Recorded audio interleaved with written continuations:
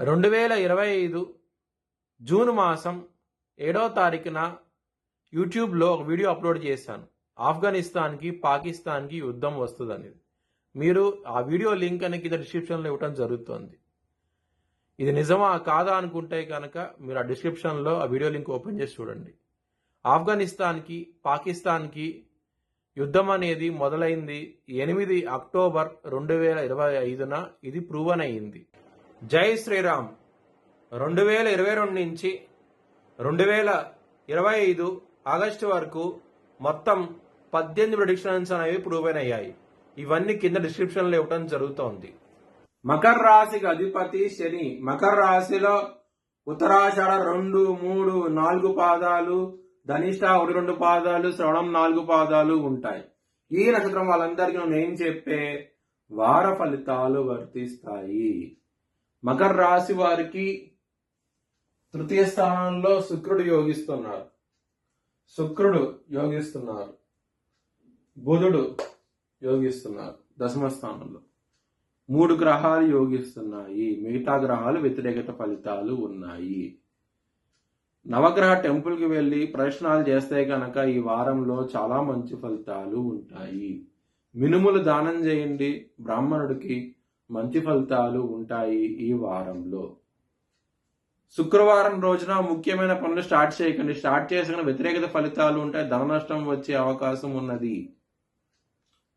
సోమవారం రోజున, బుధవారం రోజున ముఖ్యమైన పనులు స్టార్ట్ చేస్తే కనుక విజయం సాధిస్తారు, ధనలాభం ఉన్నది. అనుకున్నది 100% సక్సెస్ అయ్యే అవకాశం ఎక్కువగా ఉన్నది ఆ రోజుల్లో కనుక స్టార్ట్ చేస్తే కనుక. మకర రాశి వారికి 2వ స్థానంలో రాహు ఉన్నారు, కుటుంబ స్థానంలో.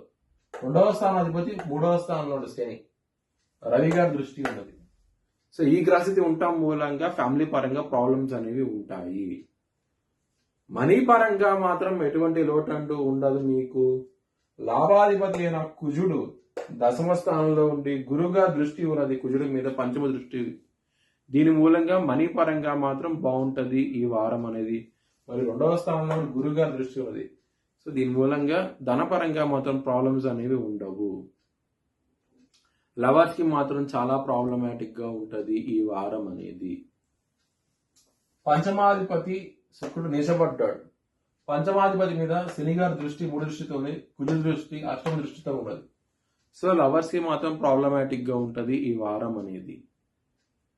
శత్రువులు అనే వాళ్ళు ఉండరు మీకు, శత్రువులు మిత్రులు అవుతారు. చాలా బాగుంటది ఈ వారం అనేది.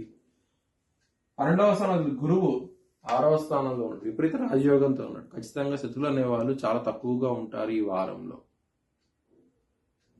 హెల్త్ పరంగా మాత్రం యాంగ్జైటీ, డిప్రెషన్స్ ఇలాంటివి ఉండే అవకాశం ఉన్నది. విష్ణు సహస్రనామం పారాయణం చేస్తే గనక ఇవన్నీ తొలగిపోయి మంచి ఫలితాలు ఉంటాయి.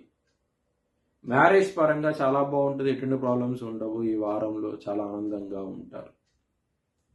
బిజినెస్ పరంగా చాలా బాగుండబోతోంది. బుధుడు దశమ స్థానంలో ఉన్నాడు, చాలా మంచి ఫలితాలు ఉంటాయి బిజినెస్ పరంగా మాత్రం ఈ వారం అనేది. కెరియర్ పరంగా ప్రాబ్లమాటిక్ గా ఉంటది. దశమాధిపతి అయిన శుక్రుడు నీచబడ్డాడు కన్యా రాశిలో. సో ఇబ్బందికరంగా ఉంటది, అవమానాలంటూ చూస్తారు. వృత్తిపరంగా మాత్రం కొంచెం జాగ్రత్త తీసుకోండి. పాలిటిక్స్ అనేవి లేవడం జరుగుతుంది, కొంచెం జాగ్రత్త తీసుకోండి. మీ భవిష్యత్ వివరాల కోసమై హెచ్ఎల్ఎన్ జ్యోతిష్యాలను సంప్రదించండి. Please like, share and subscribe my channel.